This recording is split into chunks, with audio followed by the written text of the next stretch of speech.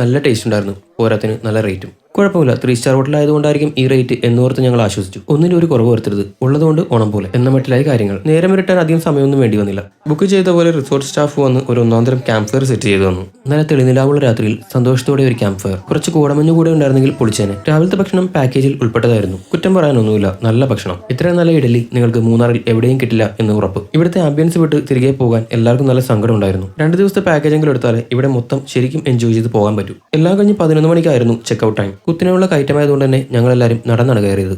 വെറുതെ വണ്ടിക്കാരനെ ബുദ്ധിമുട്ടിക്കണ്ട എന്ന് കരുതി. ശരീരം അനങ്ങാത്തതിന്റെ ബുദ്ധിമുട്ട് ഞങ്ങൾക്ക് മനസ്സിലാക്കി തന്ന നിമിഷമായിരുന്നു ഇത്. കതച്ച് പണ്ടാരമടങ്ങി. ഇതിനേക്കാളും കുത്തിനുള്ള കയറ്റമാണ് സ്വിമ്മിംഗ് പൂളിലേക്ക് കയറുന്ന വഴി. കുത്തിനുള്ള കയറ്റം കയറി വരുന്ന ടെമ്പോ ട്രാവലർ. ഇതൊക്കെ ഒരു ഓർമ്മയാണ്. അങ്ങനെ ഗസൽ റിസോർട്ടിനോട് സന്തോഷത്തോടെ വിട പറഞ്ഞ് ഞങ്ങൾ യാത്രയായി. രാത്രി അധികം വൈകുന്നതിന് മുമ്പ് തിരികെ വീടെത്തണം. തിരികെ പോകുന്ന വഴിക്ക് കാണാൻ പറ്റുന്ന എല്ലാ ലൊക്കേഷനും കയറണം. ശാന്തൻപാറ അല്ലെങ്കിൽ പൂപ്പാറ നിർത്തി ഫോട്ടോ എടുക്കലായിരുന്നു അടുത്ത ടാസ്ക്. ചുറ്റും തേയിലത്തോട്ടം മാത്രം. ഏതോ സിനിമയിൽ കണ്ടുമറന്ന ലൊക്കേഷൻ പോലെ. അത്ര മനോഹരം. അവിടെ മാത്രം കണ്ടുവരുന്ന ഒരു പ്രത്യേകതരം മരങ്ങൾ. എല്ലാം ഞങ്ങൾക്ക് കൗതുകമായി. ഓർമ്മകൾ ഒപ്പിയെടുക്കാൻ പറ്റിയ നല്ല ക്യാമറ ഫ്രെയിമുകൾ. ഒന്നും പാഴാക്കിയില്ല, എല്ലാം വീഡിയോകളാക്കി ഞങ്ങളുടെ ക്യാമറമാൻ. അവിടെയുള്ള കുറച്ചു നേരത്തെ അംഗത്തിന് ശേഷം ഗ്യാപ്പ് റോഡ് പിടിക്കാൻ വീണ്ടും ഞങ്ങൾ യാത്രയായി. തമിഴ് വംശജരുടെ ഒരു അതിപ്രസരം തന്നെ ശാന്തൻപാറ പൂപ്പാറ വശത്തൊക്കെ കാണാൻ കഴിയും. സംഗതി വലിയ ടൂറിസ്റ്റ് ഡെസ്റ്റിനേഷൻ ഒക്കെ ആണെങ്കിലും ഇവിടെ നല്ലൊരു ഹോസ്പിറ്റൽ ഇല്ല എന്നുള്ളതാണ് സത്യം. വണ്ടിയിൽ നിന്ന് വീണ്ടും ഉച്ചഭക്ഷണത്തിനുള്ള സൈറൺ അടിച്ചു തുടങ്ങി.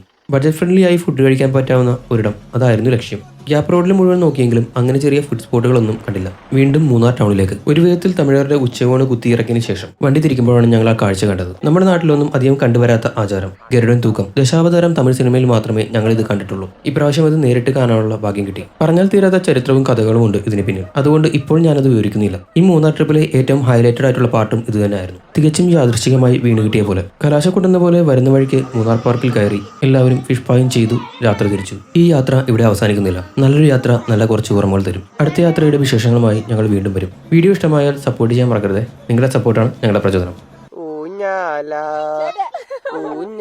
ചങ്ങല ചങ്ങല തുരുപ്പിച്ചിട്ടാട്ടല്ലേ ചങ്ങല തുരുപ്പിക്കാൻ